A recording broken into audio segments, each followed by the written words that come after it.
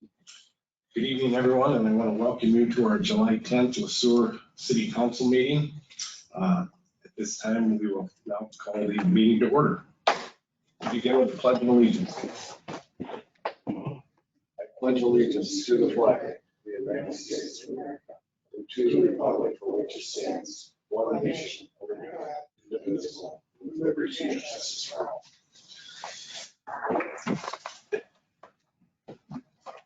Council members, as you can see, we're short 2 members tonight. Of course, we do have quorum. This time I'm going to ask that anybody wants to make a motion to approve tonight's agenda. You've all had an opportunity to look it over. I will entertain any motions. So moved. Thank you, Councilmember Huntington. Second. Seconded by Councilmember Schleter. Any discussion, comments, concerns? If not, all those in favor? Aye. Anybody opposed? The ayes have it. Moving on to consent agenda. All items on the consent agenda are considered routine and have been made available in the city council at least 2 days in advance of the meeting. These items will be enacted in one motion. There will be no separate discussion of these items unless a member of the council or citizen so requests, in which event these items will be removed from the agenda and considered in normal sequence. At this time, I will ask our city administrator, Mr. Roby, to review these with us. Thank you, Mr. Mayor, members of the council. We have several items on tonight's consent agenda. The first is approval of city council minutes from the June 26, 2023 regular city council meeting. Second, approved disbursements through today, July 10th. Included in those disbursements are 3 items over $25,000. The first is to MMPA for a June 2023 purchase power, $826,994.33. Second, to Bramer Bank debt service on the 2022A bond for CASA 36, and that's for $100,222.36. And finally, to the Minnesota Department of Revenue for June 2023 city sales tax, $56,206. Item C, approval of the Giant Days street closure application for South Park Lane. Item D, approved Giant Days temporary on-sale liquor license. Item E, approved the Apple Fest temporary liquor license. Item F, approved Giant Days public dance permit. Item G, approved Giant Days parade permit. Item H, approved Giant Days Sueur Rotary bingo permit. Item I, approved Giant Days fireworks permit. And item J, approved the payment application number 3 and final payment to BKJ Land for the Airport North Taxi Lane construction project. Thank you. Any council members have any questions from Mr. Roby at all? If not, I will entertain a motion to pass tonight's consent agenda. So, thank you, Councilmember Tui. Councilmember Schleter seconded the motion. Any discussion, comments, concerns? If not, all those in favor? Aye. Anybody opposed? The ayes have it. Moving on to public comment. Public comment provides an opportunity for the public to address the council on items that are not on the agenda. Comments will be limited to 5 minutes per person. Person wishing to make comments must sign up in advance of the meeting and provide their name and their address on the sheet provided. At this time, we have one name, Mr. Kagitz, but I believe you want to wait for the item that you wish to discuss, correct? That'll be on regarding ordinance 598. So, thank you. We have nobody else then for public comment. Mr. Erickson. I'd like to comment on that same thing that he's going to comment on. Okay, very good. Moving on to city administrator update, Mr. Roby. Thank you, Mr. Mayor. Just a few items tonight. Public Services Director Pichera, HR Director Williams, and I wrapped up interviews for the Public Works Manager position. So we hope to have an update on that at the next council meeting. Tomorrow, the Minnesota River Valley Transit meeting in the afternoon, 2:30. Councilmember Tu will be in attendance. And then RPAC is meeting tomorrow at 5. It's a big committee week. Wednesday, I'll be attending League of Minnesota Cities Policy Committee meeting. And then Thursday, We have a couple of things. Thursday morning, Climate Smart Municipalities meeting will be at 8 o'clock. And their special guest will be an individual who works on biodigesters. So I imagine the city of Sueur will come up, as we frequently do at those meetings. Also on Thursday, the Planning Commission will meet. Planning Commission is holding 2 public hearings consecutively, and they both relate to 811 South 4th Street, which is the Oak Terrace Senior Living. Oak Terrace is proposing to add 8 units to the northeast corner of their building. These were units that exist on their current property. Space exists on the current property. They're not acquiring any new land. They had preliminarily planned on building these units back when they originally built the complex. They just ultimately didn't, but they allowed space on their property to add 8 additional units. They have the demand for it right now. They'd like to do so. Doing so involves an amendment to their original conditional use permit and a rezoning. So those public hearings will be held Thursday night at the Planning Commission meeting. And also on Thursday night, at the same time, kind of as the Planning Commission meeting, the Veterans Memorial Task Force will be hosting an open house. Public Services Director Kuchera and Shannon Frost and some others will be at the library starting at 7 o'clock to show some pictures and the proposed new Veterans Memorial and discuss with the public what the needs are and answer questions about the proposed project. So we encourage the public to come out 7 o'clock at the library this Thursday evening. That's all I have for tonight. Thank you. Anybody have any questions for our city administrator about those items he just covered? If not, we will move on to the regular agenda. The first item on the regular agenda is 7A, the first reading of ordinance 598, mobile food trucks. Mr. Roby, do you want to give us a little review on this, please? I would. Thank you, Mr. Mayor. So this is an ordinance 598. It's drafted by state staff in consultation with the city attorney. We've seen municipalities throughout the state enact similar ordinances and policies regarding mobile food units or food trucks, as we commonly call them. Trucks that we've seen locally that will park in a specific location, sell prepared food. Cities have been adopting ordinances and setting policies regarding these to do a couple different things. Really what it is to, much like we do for liquor licensing and building permits and other licenses, it's really to help ensure the public safety and health and well-being of the community, and also ensure that liabilities are covered, in particular when these food units are serving on public property, parking lots and city right-of-ways and things like that. This ordinance in particular, as drafted, would allow for licenses to be issued. The applicant would have to submit an application structured similarly, very similarly to our liquor license, in the sense that it requires proof of insurance, state sales tax ID number, proof of Minnesota Department of Health or Minnesota Department of Agriculture license, consent to a background check, license fee, which is not set in the ordinance, much like many of our licenses and license fees. Those would be set by resolution each year in December when City Council looks at all of our fees in the fee schedule. And then notice of planned activity on our private property consent. If they're going to be operating on private property, we just ask that the private property owner gives their consent, so someone doesn't just show up on Pizza Ranch's property one day and start serving. So,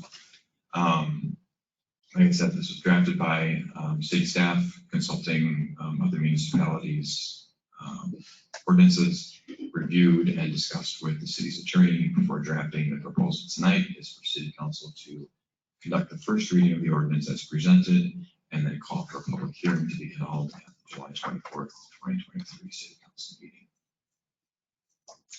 Thank you. Anybody have any questions regarding this item? Just curious that I've read it twice, maybe I missed it, but nowhere in here does it say anything about selling food. The word sell is not in here. Wouldn't that be a prerequisite?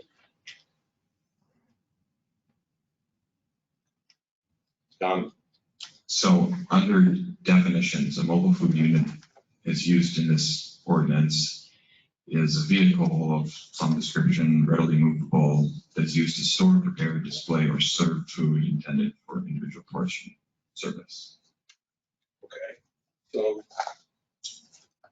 okay, but so the word sell doesn't need to be in there. So in other words, I suppose you could give your food away if that's, yeah, I mean, according, at least the first time I read, if I brought a trailer out to the park I gave it away. and was making corn on the cob and gave it away, I'd be in violation. yes. I think it's implied, but maybe that language could be added. Or the word vend, V-E-N-D, which would cover sell. I don't know, I just, all through this thing, at nowhere does it say you have to sell this, you know, if you're not selling it. Maybe I'm wrong, I don't know. But I would think you'd say, Vending or sell. yeah, vend. Is that the intent? People that are profitable or for-profit enterprise?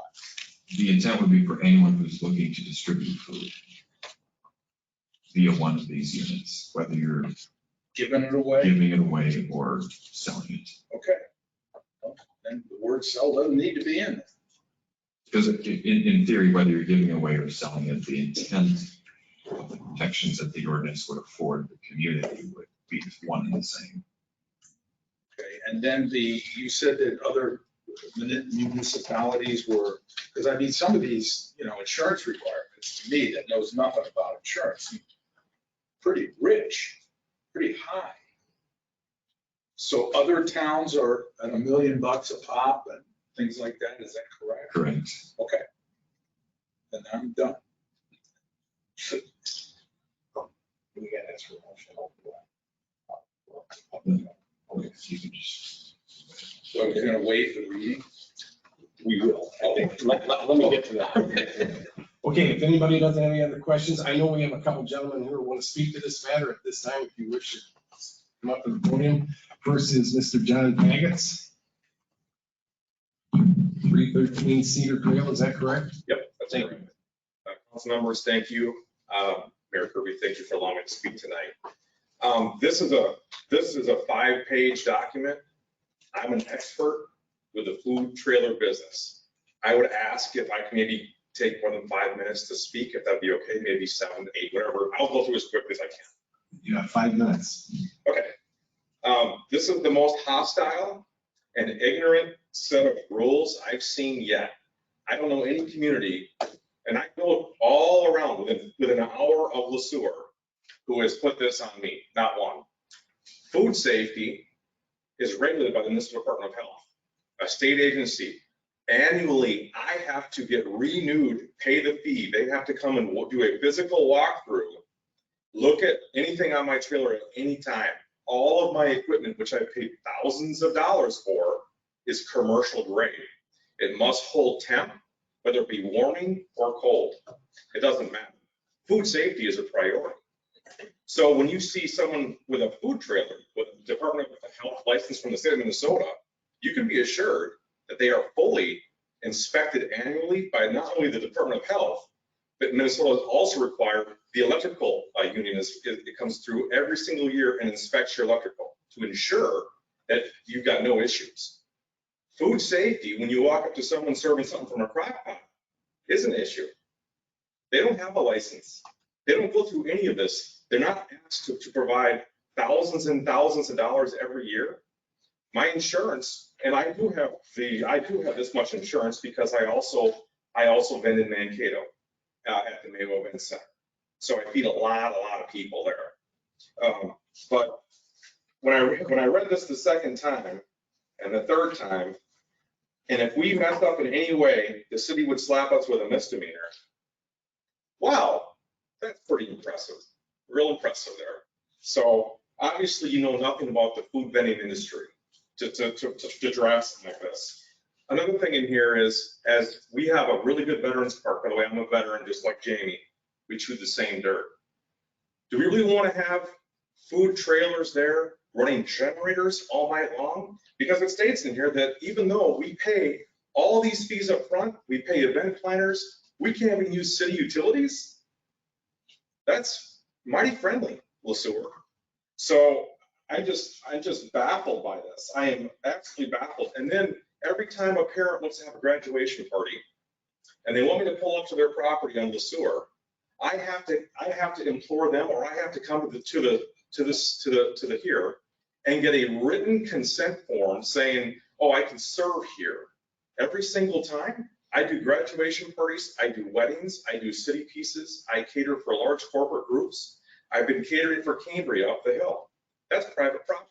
I'm not going to go to them and beg them for consent, or to come to city council and beg for a consent letter to do that. We'll just tell their employees on the first and second shift that, well, we're not going to be able to service you.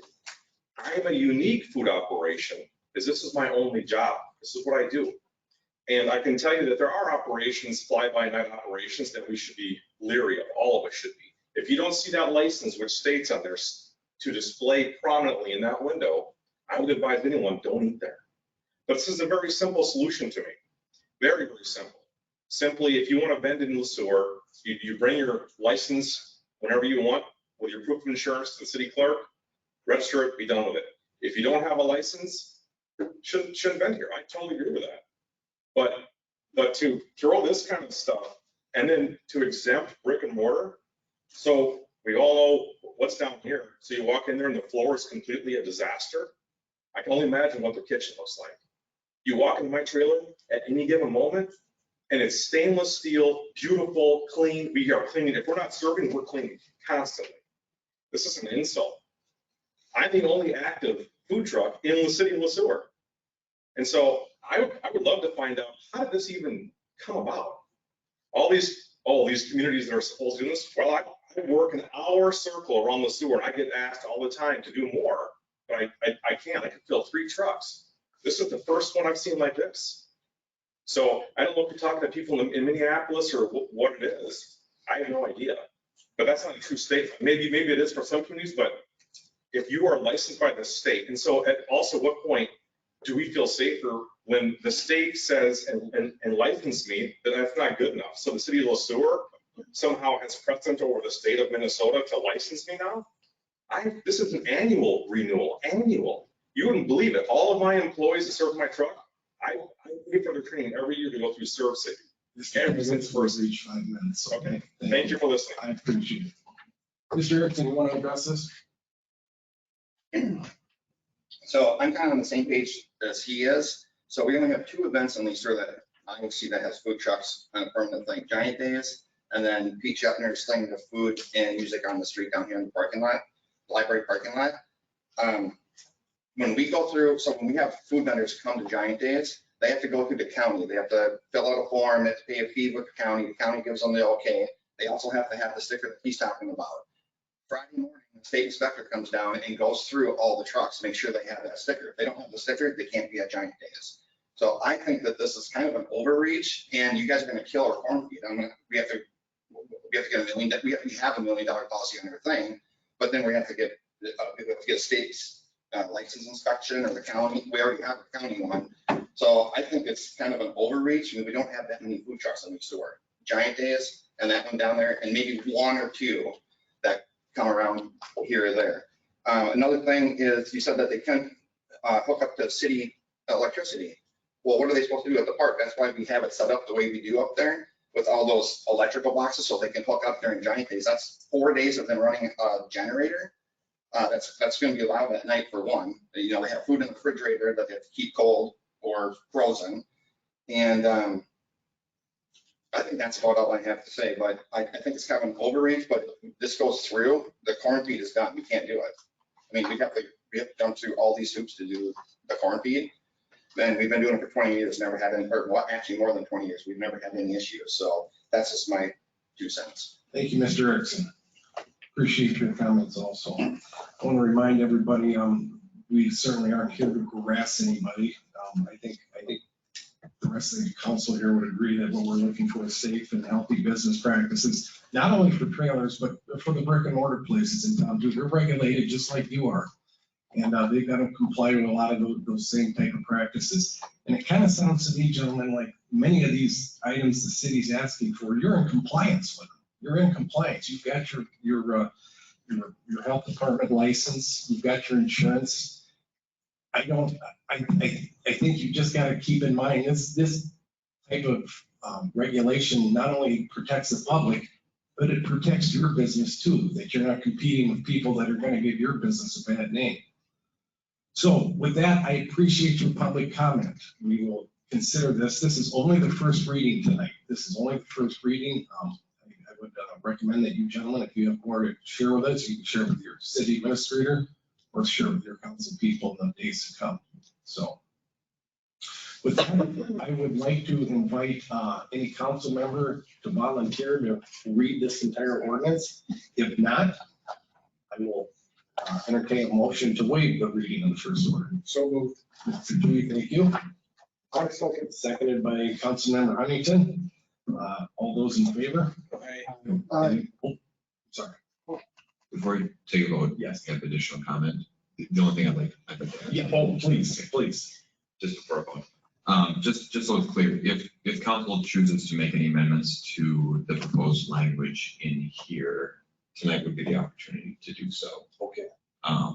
So there may be other opportunities and you don't have to, but I just want to make sure there's no other additional comments or concerns.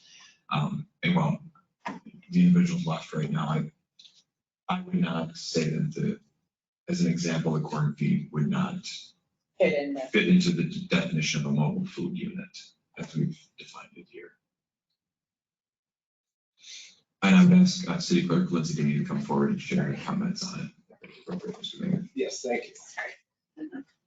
Good evening. So you can always add the exception. And I guess I didn't read it close enough because I thought there was. You can always add the exception of town events as far as giant days, as far as giving some of the exceptions for the generator use and allowing them to use city power. I do know that other municipalities have something very, very similar. Mankato even goes as far as restricting where you can have food trucks in Mankato. There are lots of spaces in Mankato you can actually set up a food truck. So I do know that this is pretty run-of-the-mill standard food truck ordinances or ordinance. So if you want to put the exception for town festivals, which then would eliminate the fear of not being able to have the corn feed at Giant Days, that is always an option. But that would need to be done tonight. That was the first thing I thought when I read it. We couldn't have the corn feed. Because there isn't, at least not last year they had a trailer there. Now, were they serving the corn out of the trailer? No. But the trailer was there, right next to the tent. So if we want to add some verbiage to this, we've already had a motion, it's been seconded. Should we take a vote on that first motion and then come back and add in a few things if we wish? We should have held discussion before. Yeah, I guess I have some questions, like, on here, you talk about background check, is that background check on each employee, background check on the truck, It's going to be a background check on the business? the person, the applicant. Okay. And when, in this particular case, the background check is going to really just be really similar to the tobacco license. You're just going to take a quick look at the public record and just see if they have anything that would keep, that we'd want to keep them out of town as far as Is that defined anywhere? What? You said to keep them out, or what? You do a background check, is it defined anywhere? As far as what we're looking for, What are the What- rest? what- so it is against the law to deny a license for, city council to deny a license for anything other than an offense related to what they're applying for. So if somebody had a food truck and they got a speeding ticket, no, we can't deny them. If If they, they're a felon, well, it depends on what the felony was. male felon. Mail fraud, that doesn't impact them to sell food in our community. So our default is the state statute. Is that Correct. Correct. Okay. Because I had this came up last week. With the tobacco, yes, it did. And it is illegal for you as a council to deny a application for anything other than a related offense to what they're applying for. That was not said. That was not said. No, it was not. That is why I made sure to say it tonight. Thank you. I have a question. What about, I know that at the Shatner things, they sometimes have kids from the school selling stuff, like popcorn. I doubt that they're licensed. Would that fall under this? Generally, nonprofits don't fall into it. But that would be up to council as to how they want to word that in the ordinance. And as it's defined here, it's pretty specific. The definition of a mobile food unit is based upon the state statute definition of a mobile food unit. So Boy Scouts selling popcorn That's all good. would not fit the description of a mobile food unit, which is, it's a self-contained food preparation Right. and serving unit that's easily movable, that's. So card table with lemonade, is that fit? Just- Correct, yeah. Thank you. Thank you. Is there any other verbiage we want to add to this? Was it, we want to include town celebrations Well, I just think are exempt? D2I, I think that's where we need to put a little bit of a modification in there that hookup to public utilities are not permitted without something similar to what we're doing in the consent agenda tonight, approving all of these things to happen up there. So how would we want to word that? Yeah, how would you differentiate who does it, who does, who doesn't? That would be up to council. So what I would say, lowest hanging fruit for discussion would be electric cords and hookups to public utilities are not permitted or are permitted subject to city code around hookups to water and sewer, for example, which would require, a true legal connection using backflow preventer. And then electrical would be based upon a request to city council. So like we do with Giant Days, for example, and they'll come forward on July 24th saying, we would like the city to provide this, and this. We already provide base use of electrical so when it rents out the shelter, but we try to modify a little bit more for these larger celebrations, what's being requested of the city, whether it's, so for like electrical. So I think it's fair to entertain some additional language there under the subsection that Councilmember Slater highlighted. So this, the way it's written, is not the way it's been done for the last 20 years. Is that correct? Correct. So the band that plays on Saturday night uses the city electricity, correct? Off the top of my head, I don't know where they connect. Well, they don't have any generators out there. So I'm assuming that they do. Don't they put a thing on the pole, the city, and They do. There is in Legion Park, there is a panel, but I don't know if that's just 110 or Well, it's 110, but it's got 220 power, isn't it, power per minute? It's gonna be Right, but it is city. Correct, Yeah. yes. Okay, so is there an inequity? I mean, for 25 years or more, we've allowed them to plug into the city. Now we're saying no. I'm curious, St. Peter, Belle Plaine, Henderson, what do they do? Do you know?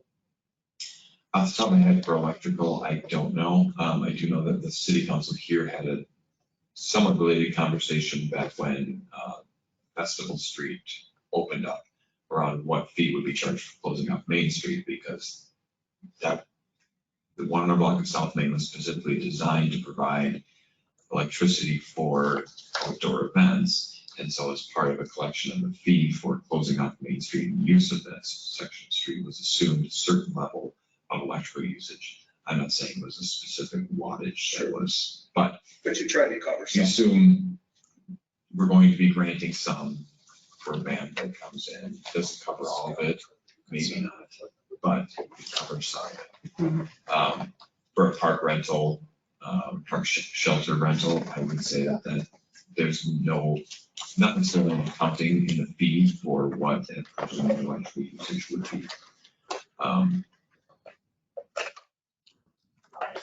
It just concerns me that, you know, we put all this on these vendors, some of whom are just coming through here for giant days and then they're off to Gaylord or Arlington or whatever. And if they don't have the opportunity to do this, we might end up with 3 trucks out there. And the rest of them are saying the heck with it. You know, when he said he came up, it struck me that somebody in the business would suggest that this was punitive. And I mean, he's a guy from town. And he does do work other places. And if he's got, you know, I hope that he comes back and says, this is what I object to specifically. And I understand the generator, sure, they're gonna have to. If that's what the ordinance is gonna be, the neighbors around there are gonna go nuts. Because they're gonna have to keep running all night. So I do want to add something to that. I have been issuing food truck licenses for a few years prior to coming here. And I did issue some to Johnny Smoke and Barbecue with no appeals to the policy that I had set forth. Which is it mirrored in here? Very similar. No electricity? In the city of Jordan, you are not allowed to use city electricity. You are to be self-contained. I also am very familiar with the county fair system as far as vendors, being a vendor at a county fair. Most of those, if not every single one of them, have to be self-contained. They are not hooking in to county electricity. They are self-contained. Okay. So they all have generators. Most of them, like I said, can be self-contained completely. Again, When you say Jordan, do you mean the county fair grounds? no, I mean the city of. Okay. And they have multiple food truck festivals every year,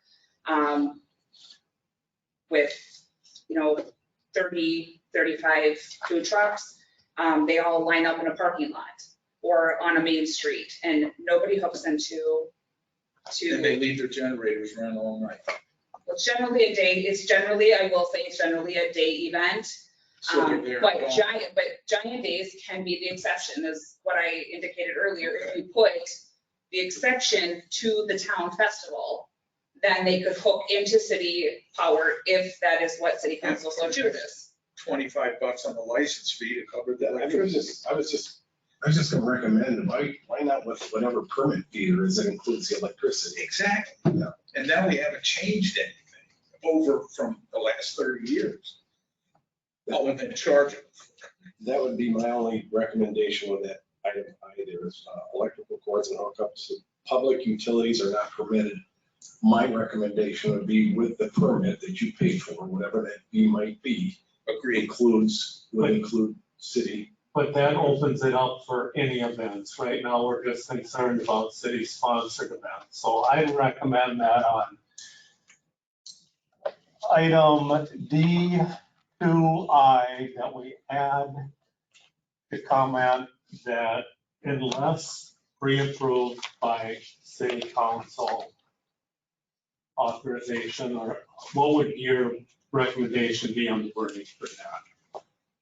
How about multiple day requirements? In other words, to your point, they're there one day, they run their generator, they're gone. But there's gonna be other events that aren't city sponsored too, that we don't want them hooking up to the city utilities, so it's not a city.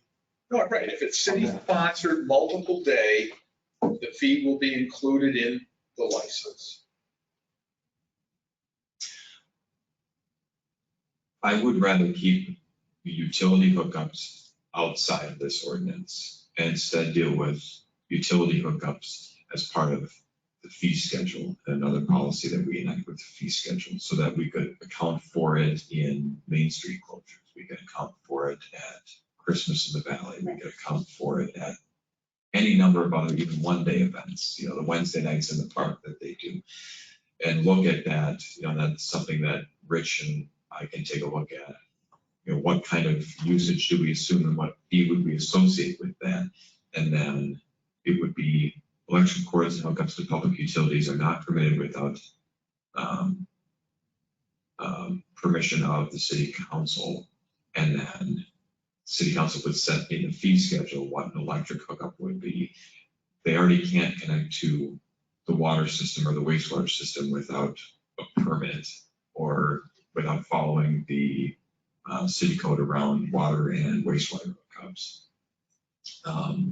which our public services team are already actively engaged in. So when Giant Days comes in and they want to connect to water so they can hook up the water event or the rubber duck thing, the water wastewater team is out there beforehand, putting the backflow preventer on, making sure they know where to go, that the water system integrity is upheld. And I think if we could address the electric utility hookup outside of this ordinance. But to come back to the council every time you want to plug in, couldn't you just put on there as part of the license question, will you need City of Sueur public or electrical hookup or juice? Yes or no? And if you say yes, that would be the request to the city saying, hey, I need this. And then if you say no, then you're not going to get the $25 on the license. If you say yes, you're going to get the extra $25 or whatever it comes to. I'm just throwing a number. Just to try to simplify. First question I have is, a dollar figure's been thrown out, and as far as I know right now, there's No, that no was dollar figure that's been established. We're not So there. no. don't, I'm just throwing a number out there. A price, a cost. Go ahead, I'm sorry. I was just asking, so every application will come before city council? No?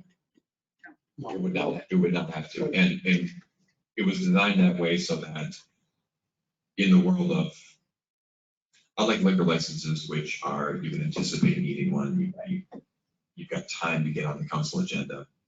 We had a lot of this conversation internally came from an inquiry that we had at City Hall about a month and a half ago, 2 months ago, from an individual who operates a mobile food unit, food truck, who wanted to come into town 3 separate occasions throughout the summer, wanted to know what our policy was, wanted to know what the application process was, wanted to know where she could go, where she couldn't go, how much she owed, what the rules were. Okay. And the response was, we don't have any rules, we don't have an ordinance, we don't have a policy.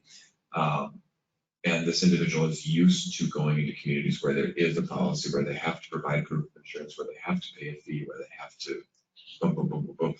And so when this was drafted and then we sent a revision and some suggestions back to the city attorney, we said, we want to be more nimble than to have to wait for a city council meeting. If they meet all the prerequisites, we shouldn't have to go to city council.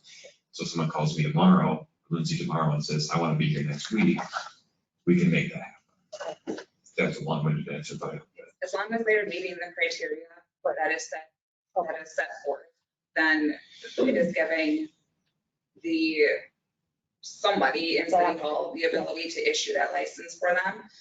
Okay. What I was going to say, when we start talking about letting them hook into city power versus not hooking into city, I think that if that is the route you want to go, I think you need to go further as far as where the location is going to be.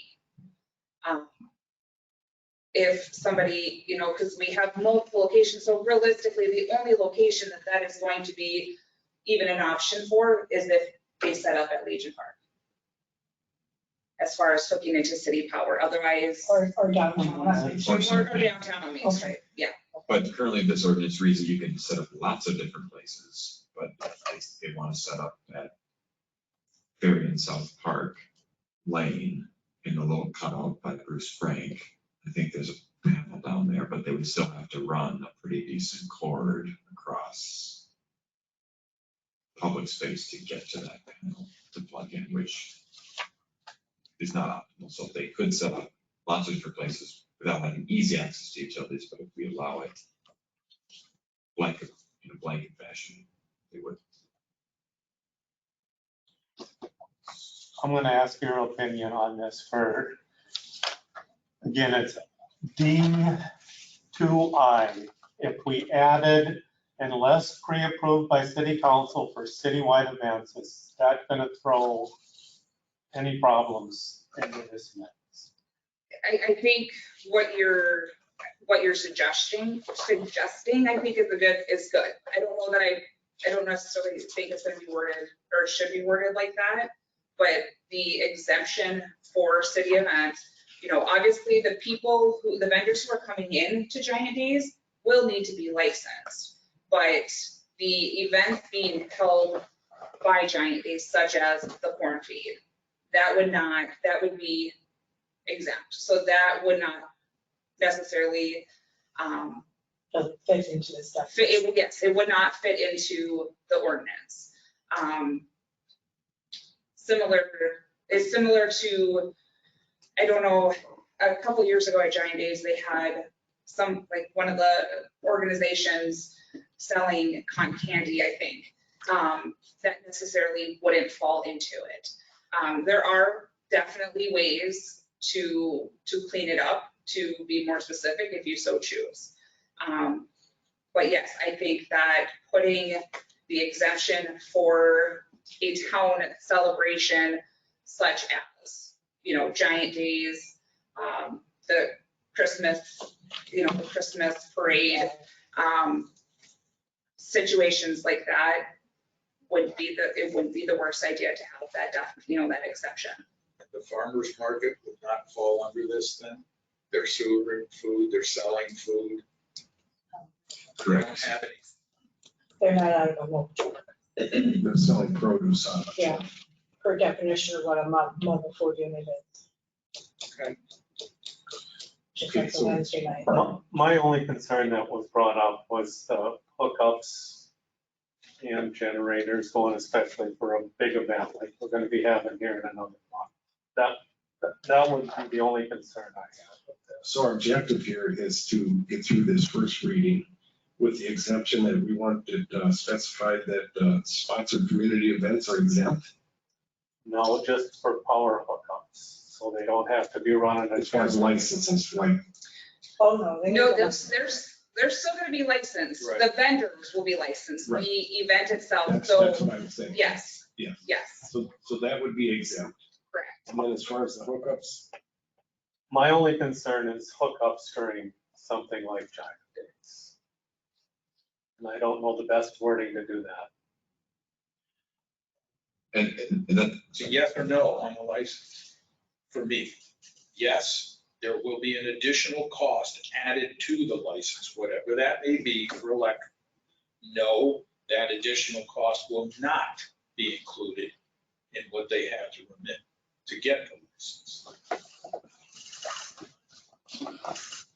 Councilmember, are you talking about on an application, having that? Yes. Because if they hit, if that is a question, and I'm just trying to get clarity, if that is a question, are you going to be needing city utilities? And they hit yes, then we are then responsible for providing them utilities. So depending on where they're set up. So that's why I don't know necessarily that is the way that you want to go on that application. Recommendation, Mr. Rubin. Any? And I know As far as the electrical wording, electric cords and hookups to public utilities are not permitted unless granted by city council action. So that would suggest that no one is permitted to do it unless they come in and say, hey, I've got an event and I have 2 that need to plug in and they're staying for all 3 days. Then as part of the ask, because for each of these events, we have them come in, city council asks them to come in and lay out, they would like an extra police officer, they would like use of this, they would like support setting up picnic tables, whatever it is. As part of that, we would say, okay, well, now when we go through our checklist with them, we would ask, do you have any that will need to plug in to city utilities? Because we already asked them that, they need to connect for water. And if they do, then we put them on our list, bring that before council and say, this council's wish to sponsor the event by providing these in kind. And if the city council could certainly then at that point say, well, we'll give all this stuff in kind. We don't want to do a power connection in kind because, you're bringing in a 10-hour light show that's going to cost us, $6,000. But we'll permit it, but we'll bill you on it. We'll set up a separate electric meter and we'll bill you based upon that meter. That puts the control in council's hands. And how often does this happen? Where somebody's gonna say, I've got 3 days long. I mean, if, you know what I'm saying? once a year, And that's over your park. correct? And as it is right now, are they metered for that? Not separately. Okay. Well, I don't believe we have a meter at the park, do we, Rich? Well, it's all metered, but like, But that is of right now, And we don't bill them separately. so is it electrical free for all these vendors in it? The city pays for it. Yes. Forever, it's been. Yes. That's why I say this is a radical departure from what we have done in the past. Agreed? Well, I don't know that it would be a radical departure from what we've done in the past, but I would say that because there's, if someone were to just come along and plug something into the outside of City Hall and charge their, I don't know what it is, we might ask them to stop. I think though that what's not unique about this is the city council's ability to ultimately control it. It'll be events that are coordinated through the city. And then you'll bring that forward to the city council, be it Giant Days or perhaps when the Veterans Memorial is new and glorified and they want to have something there. Gives you some flexibility to not just make it Giant Days. That's what I'm concerned is we just make it Giant Days for those who want to know what time things that might be happening. But it will be a coordinated effort with the city of Sueur, not just Joe Blow coming in because I have a food truck. And that's why I think if we say unless otherwise, unless granted through city council action, because if that application comes through, we can certainly ask on the application, do any of your trucks require electric backup or electric power? And they check yes. We can say, okay, well, then we need to bring that to city council. We can't act on, Lindsay can't just grant that because they provide everything else, then comes to council. And right now, realistically, the only time that would happen is during Giant Days, when a lot of the Giant Days activities already come through council. I'm hoping to meet with them later this week to talk through what their requests are for this year from a city sponsorship standpoint. That would be one of those items. You're just saying that leave it open so we have leverage to do what we want to do, but we don't necessarily have to charge Giant Celebration for electricity. Correct. But Which would not be a departure, right? We're not saying that we would charge them for electricity. See, I don't necessarily have a problem with the charge. I just don't see, it has to be so doggone complicated. I mean, I understand your concern by putting a yes or no on the application. But if we decide in December, well, I don't care if you got just a popcorn popper or you got 28 fryers in that trailer. This is going to be the cost if you check yes. And if you check no, that's not going to be a cost to you. And you're not going to have access. And that's fine, but again, then we would need to implement it for everyone who's using those utilities, right? And there again, it would be more common for us to put But it. this is just for food trucks. This is just for food trucks, this ordinance. Yes, Not for everybody. right, but if we start charging a fee for any service, like right now, if we charge a fee if someone needs to use a backflow preventer on a hydrant. That's on our fee schedule that council adopts every December. We say no matter who it is, what purpose they've got, if they need to, rent a separate meter, they need to, Hench's he's using utilities for, electric and water utilities for the school project. They're separately metered. We charge based upon the fee schedule to set up that meter for them, track it every month, all that stuff. That would be an appropriate time to set what that price is. And then it's simple and it's applicable to anyone and everyone. You're right, this is just dealing with mobile food trucks. And in my view, we could effectively simplify it by saying, look, we're just not going to permit it unless city council grants that. And then staff would come forward with a recommendation saying, yeah, we would grant it and we would recommend charging them for it. And that charge would not be in the ordinance. We want it in the fee schedule so that it's not, we don't have to do another ordinance to overhaul this ordinance. It would just be a fee schedule, which is set every December. Administrator Oldie, could I have you reread what you just put down there? I'm going to defer to City Clerk Daney and see if she has any recommendations for a specific clause following the electrical cords and hookups to public utilities are not permitted unless otherwise permitted by city council action. Have you seen similar language in the past?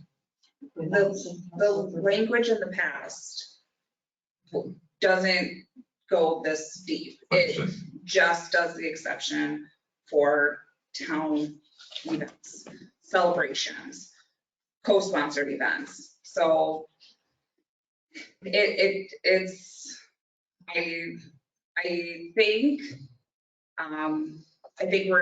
that is getting too in depth with the use of the electricity.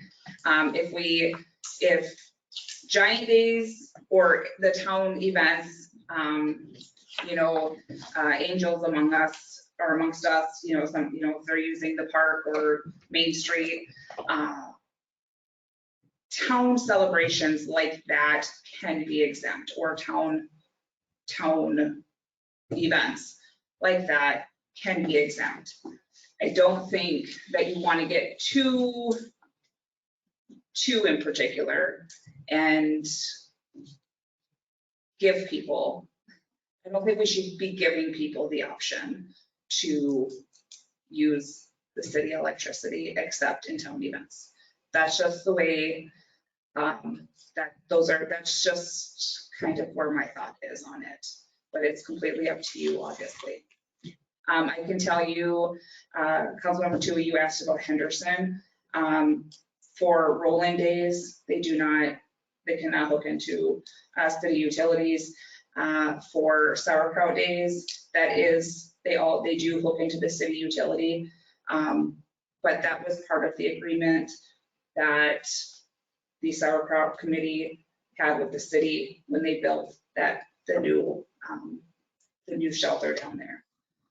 So I don't imagine that they have a food truck policy in Henderson though. Jordan, Shakopee, Carver, Prior Lake, you're going to find pretty much this very similar ordinance. So what is the wording that you're recommending that we should be added onto that? I think that we should just add an exemption somewhere. I don't know, I don't have the ordinance in front of me, so I'm not sure where we should add it, but I feel like we should just add an exemption to, town sponsored Community events. community events. And any other events would be to the discretion of the council. That is completely up to you. So It's completely up to you. So I understand this, an exemption for town-sponsored events for what? For the electricity, so Thank that you. seems to be So we're talking electricity. we're talking electricity. Okay. Yes, we are talking Now, when electricity. you say it's exempt, that does not, to me anyway, doesn't mean you're not gonna pay for it. It means You that can hook into you our, can hook into yes. us. And that exemption will also include any type of license also for community events. No. But I mean, that wording's gonna be one in there, is it not? Only under only for the electric use. D2I. D2I. That seemed to be the biggest point of contention was that electricity portion. So I think if we put the exemption in that electricity portion, all the vendors still should be licensed. Oh, absolutely. And that just, I mean, like I said, that just protects the city from people setting up on city property. I will say that some of these vendors who have called to ask about the licensing were more surprised that we didn't have one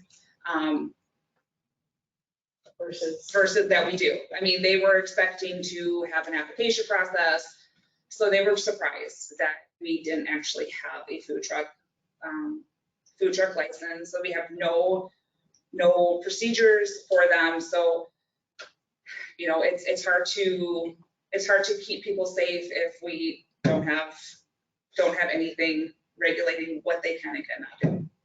So this more or less. So, go ahead. For private property. So private property is the only thing that for private property, so say I wanted to have a food truck for a graduation party. The only requirement I think that we as the city should tell them for safety reasons is make sure you park with your window towards the curb so people aren't having to walk into the street. That is more or less to keep people from, like Administrator Roby said, setting up in the Pizza Ranch parking lot or setting up right outside of Chubalita's. It's just to protect the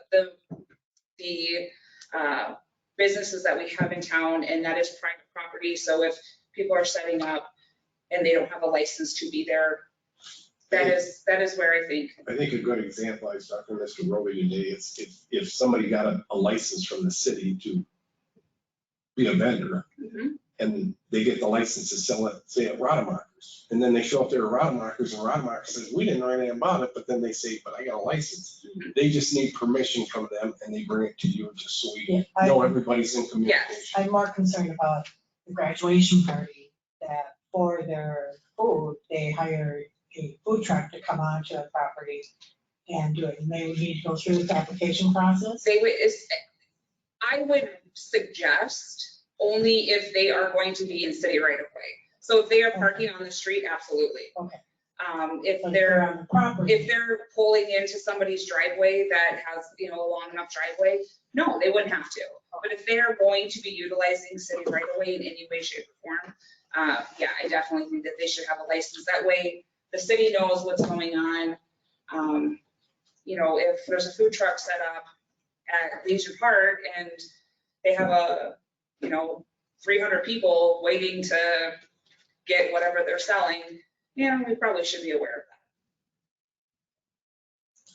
that. Item 6, I'm curious because he made a point of that. Why are the brick and mortars exempt? Because they already are contributing to the city community economy. They already pay taxes. They already are doing all of that. So that is But that has generally, nothing to do with keeping people safe. To your work. you're generally not going to find, so basically if They carry liability insurance. They do. They're Yeah. registered with the state. They're They gonna have to go go through through. the health department. And they Fair operate, enough, and they operate. but if they take a truck out to the park, a van, by this, just because we're brick and mortar, they don't have to play by the same rules with the But food it's a truck. mobile food truck now. Then they would, wouldn't they not? If, Yeah. say, the No, it says this ordinance, brick and mortar physical sites within La Sueur shall be exempt from license required to participate in community events. Special out, for alcohol, you have to have a license. Alcohol, there's nobody in town that is capable of selling off-site. But does Johnny's truck still like the bowling alley? Does he still have that? I don't know that he still operates it. It's not, I don't believe it's parked out front. No, I don't. Okay, I don't think it is. I haven't seen it.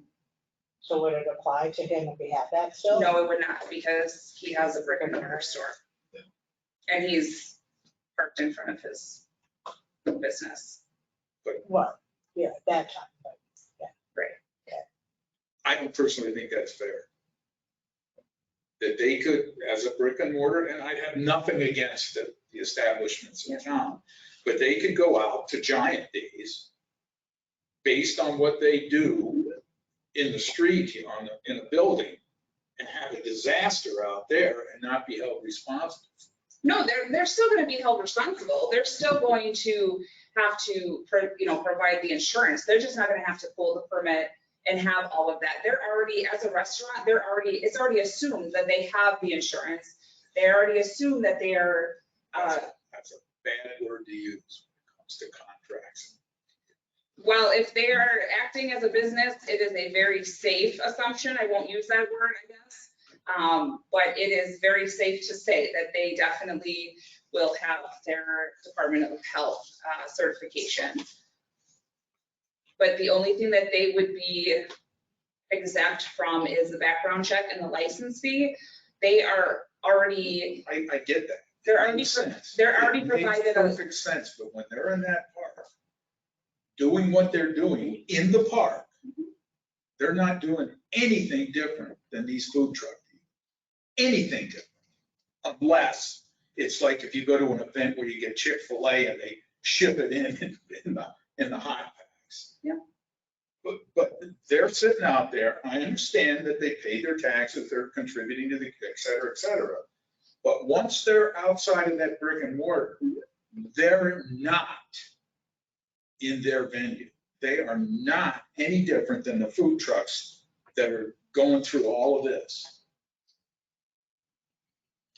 But if you're saying if they have a food truck, they would have to participate with the same rules. Right. Well, I mean, otherwise, why would it be in here? Brick and mortar isn't going to be a food truck unless you actually take one out there. And I understand, that's why I said whoever the gentleman was that took umbrage with that. I get it.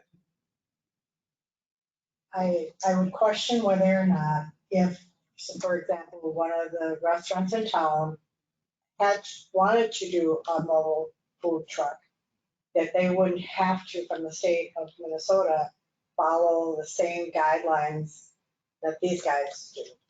I don't know that just because they have a brick and mortar kitchen license, I don't know if that automatically extends to a food According truck. to this, it does. Am I wrong? the way that it reads, you are not wrong. It is not assuming, no, it is not believed that they are going to have food trucks, so. Fair enough. I listened to what the guy said. Yeah, no, And I thought he had a legitimate right. it would be more similar to, say, if the Pizza Ranch wanted to sell pizza at Giant Days. Right. They would not be held to the same. Correct. Correct. They would not be held to the same ordinance. Their food is being prepared in a certified kitchen. and being transported. That's, okay. So that is where that brick and mortar, I believe, is. Because I know in St. Peter, Mhm. the guys from Cleveland, I can't remember, the pizza place, Mhm. they make them in that truck. They're not transported. They have the ovens in there. They're pre-made, but they cook them right in that truck. But you can't have a truck that has that kind of equipment in it without getting certified and verified by it. According to this, you could, if it was a brick and mortar place that had the truck. In town, only in town though. Fair enough. So it couldn't, I mean, Tweetins or whoever, the pizza place now, I know what you're talking about in Cleveland, I don't know, the new one, I don't know what it's called. They could not come into town and do what they do in St. Peter. No, That that is, makes total sense yeah. to me. that is But to only for, exempt a brick and mortar just because they've got a license hanging in their kitchen does not suggest to me transferability to a potential truck out in the park. And this excludes them. This gives them, those facilities, freedom to do that. I tend to agree with you.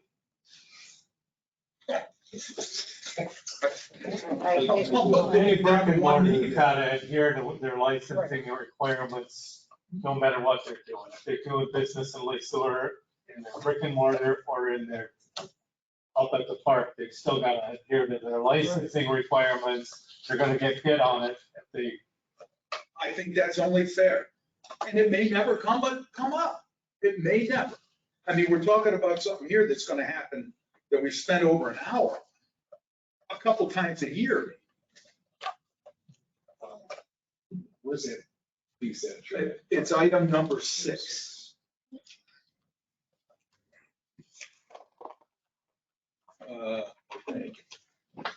Yeah. Existing brick and mortars already have their own license, so they don't need a special one from the city. Unless they have to have a truck out. And according to this, they don't need one if they choose to put a truck out. But this isn't for a license. Is this for a license? Or is this an application to operate that is for a license. a license? Okay. Okay.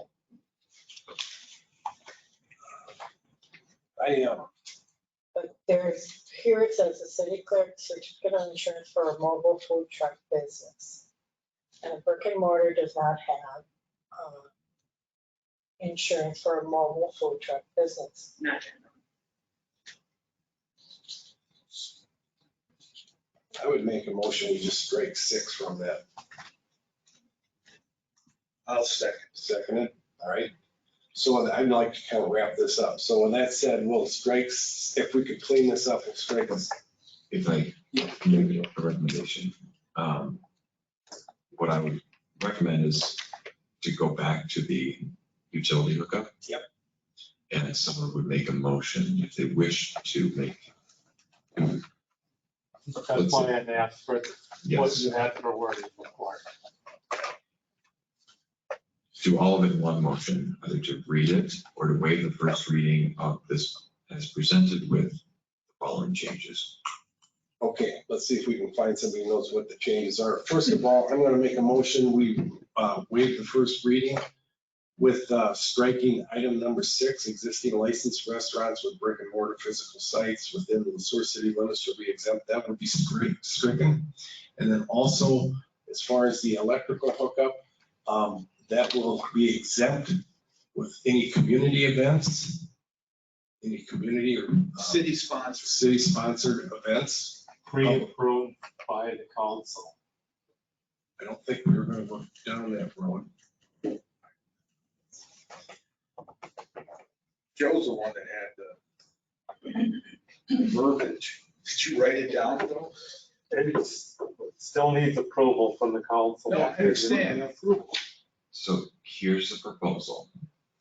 That subsection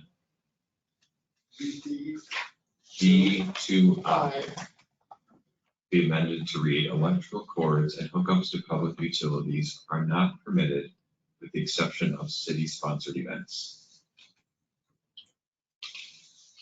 I believe that's what I proposed, yes. Is that what I said? What defines as city-sponsored event? Right. The city council would have to make that determination when it is asked to sponsor an event. Because we have a lot of community members who have city-sponsored events that they call it city-sponsored, but it's not.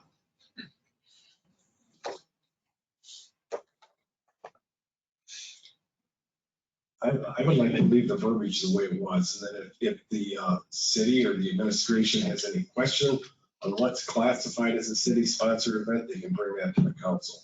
So I would recommend we leave the verbiage the way it was for the exemption of any city-sponsored event or community event. And then we strike item 6 regarding licenses for brick and mortar mobile units. So moved. Was that a motion? I believe it was. Okay. So moved. Second. So I'm going to ask that somebody second that motion.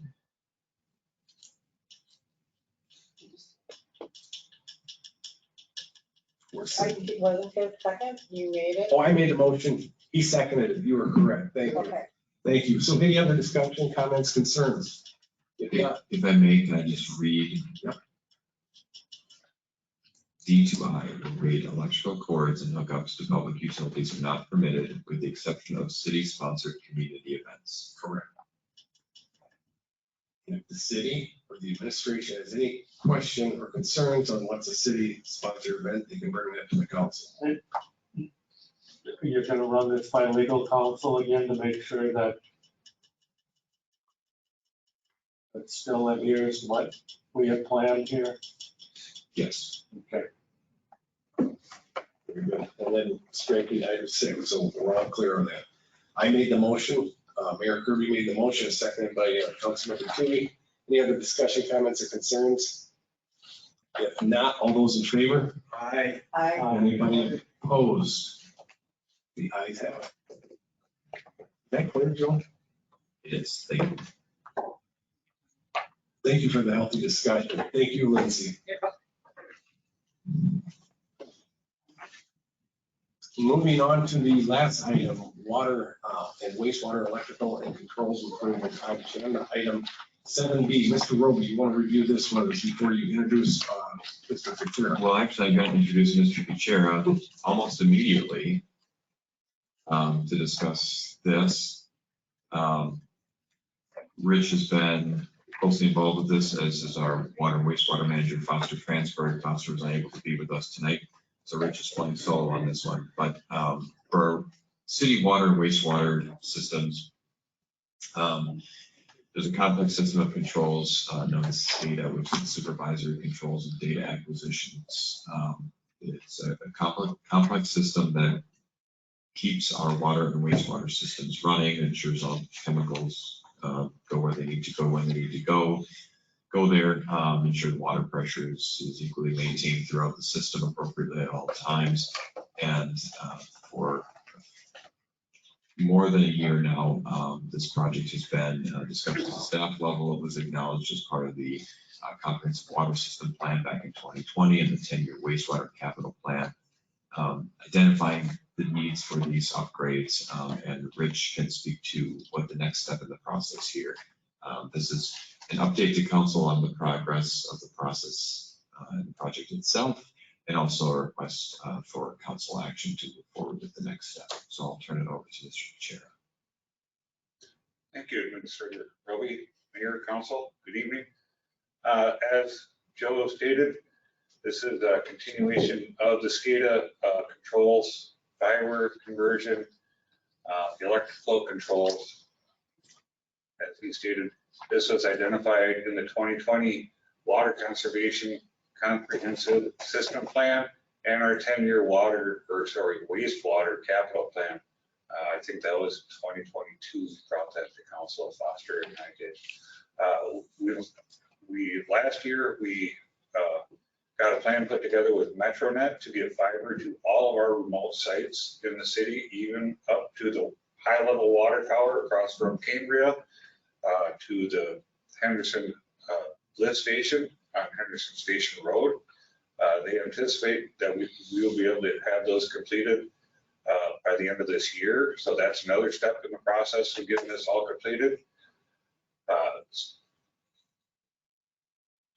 Staff, Foster and I met with the A2S consultants to figure out the best way to go through this process as we have some interesting issues.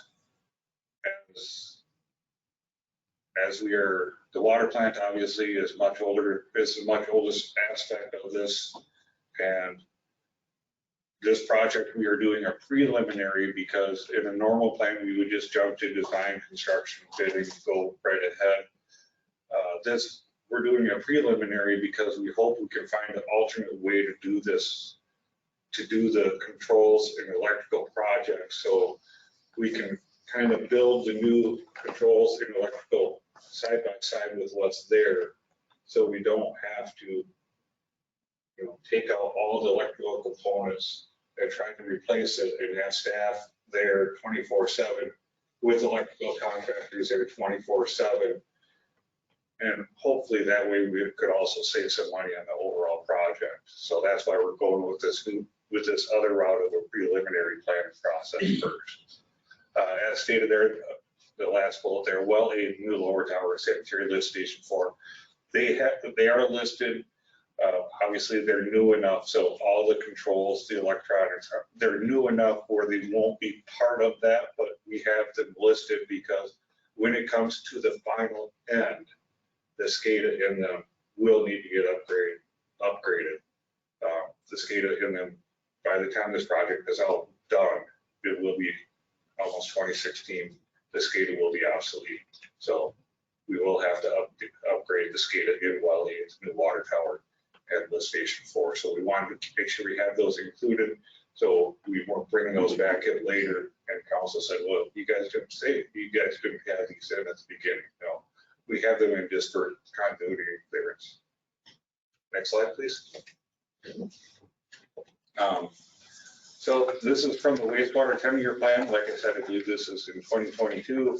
On the left side, you see the fiber budgets we laid out.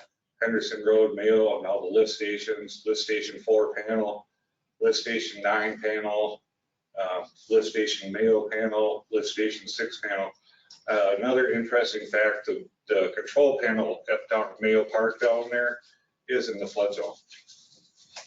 So another reason to do this preliminary study is to kind of slow down and say, okay, when we do this, do we have enough electric wire and controls coming from the wet wells and the dry wells could we raise this thing up and get it out of the flood zone? Keep it where it is, but get it up higher so we don't have to worry about the next flood when we can't get to it to see how bad it is, but we know the elevation and we'll be safe. So that's another reason for doing this preliminary study.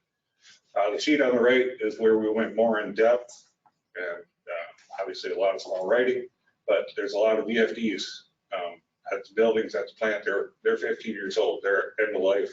We need to plan to replace them, and that's what we will be doing with this preliminary plan. Next slide, please. So following the preliminary study, we'll be receiving a final technical memorandum, and then we will go out and get another proposal for final design services. The final technical memorandum should be completed by the end of August. And then, like I said, we will go out for the final design services. Once we get that quote for services, we will be coming back to council to move forward.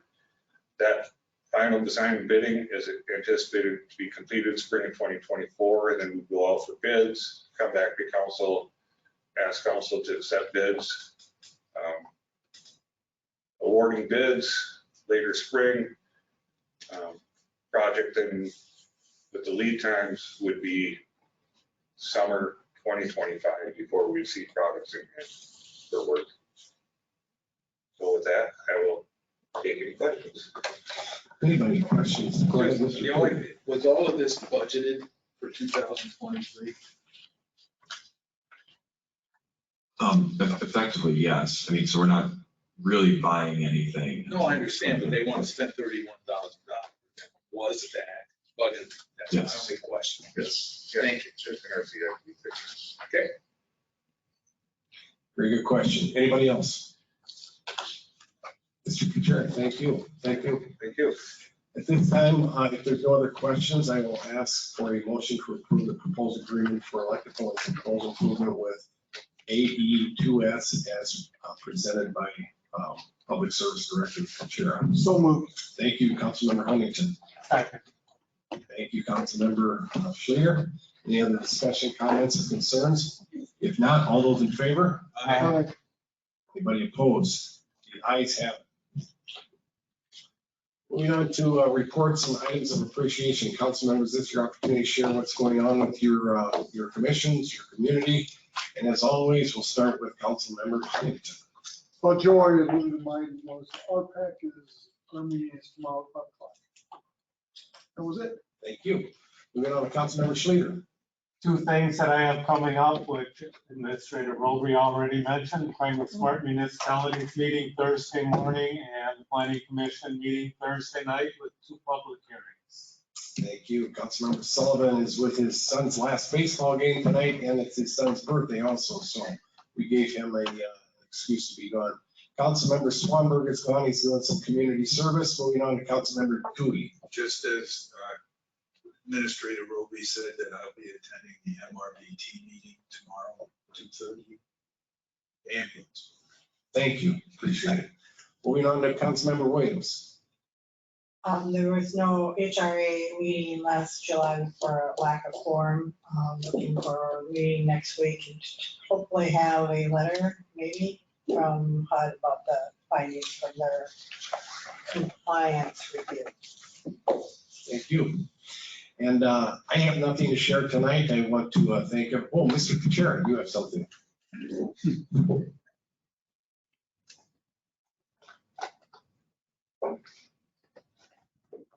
Just like to say, this is a Public Works Manager, Scott Shorter's last week with us, and just want to give him a thank you for everything he's done with us in his time here.